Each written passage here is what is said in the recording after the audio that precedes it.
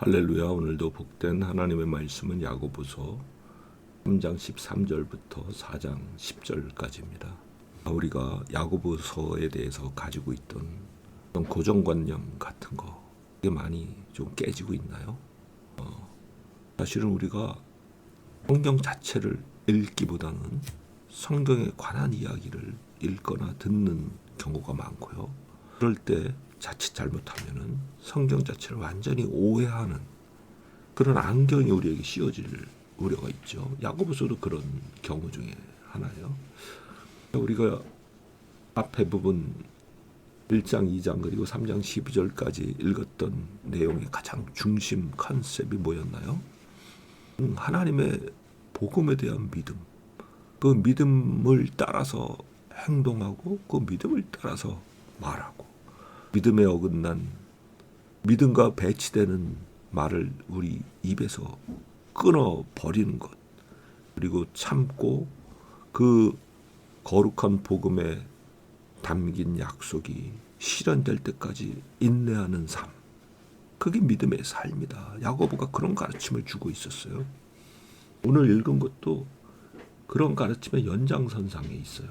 지금 13절에 보면요, 지혜 그리고 이해력이 있는 사람이 너희 가운데 있느냐 이렇게 질문하면서 만일에 너희 속에 독한 시기와 이기적인 야망이 있으면은 교만하지 말고 진리를 거스려 거짓말하지 말아라.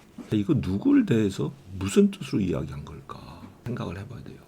그리스도인들, 흩어져 있는 유대인 그리스도인들에게 쓴 편지잖아요.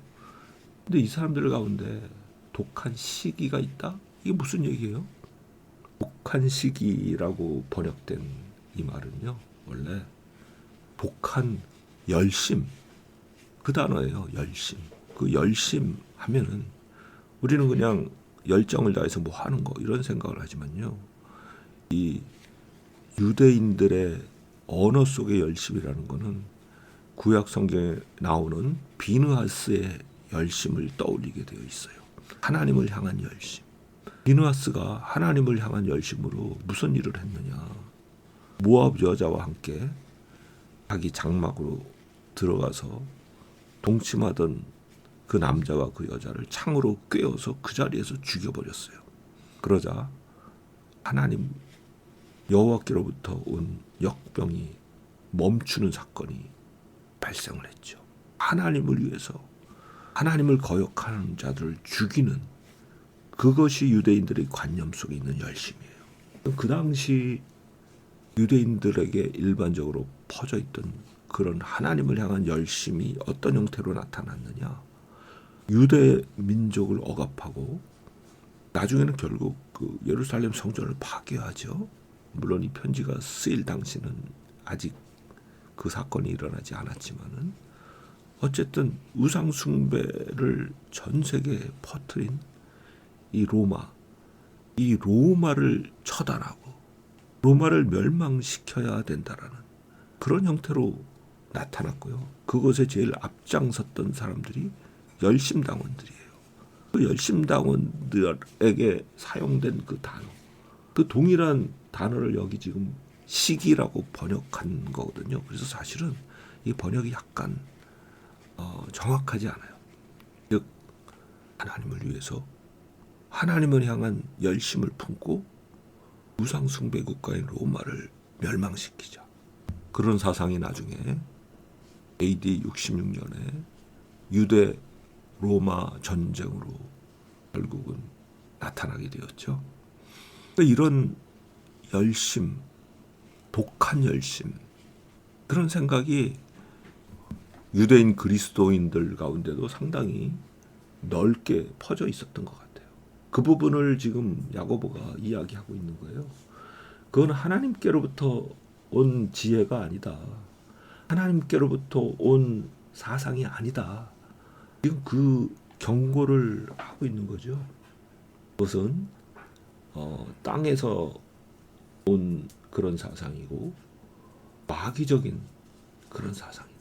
그런 이야기를 하고 있어요. 위로부터, 즉 하나님께로부터 온 지혜는 순전하고 평화로우며 온유하고 합리적이고 긍휼이 가득 차 있고 모든 선한 열매가 가득하고 위선이 없고 그런 이야기를 하죠. 17절에.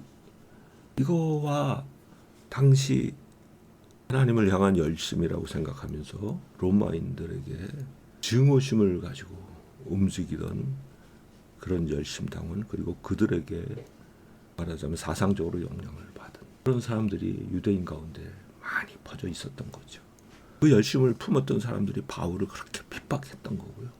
그런데 유대인 그리스도인들도 그렇게 소위 열심에 감염된 사람들이 많이 있었던 거죠. 잘못됐다고 이야기하는 거예요. 그렇게 하지 말라는 거예요.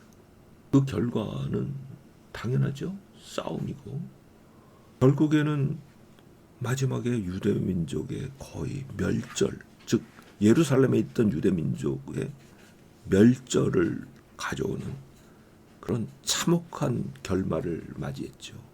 예루살렘 성전은 완벽하게 파괴되고 그나마 살아남은 소수의 사람들은 노예가 되고요.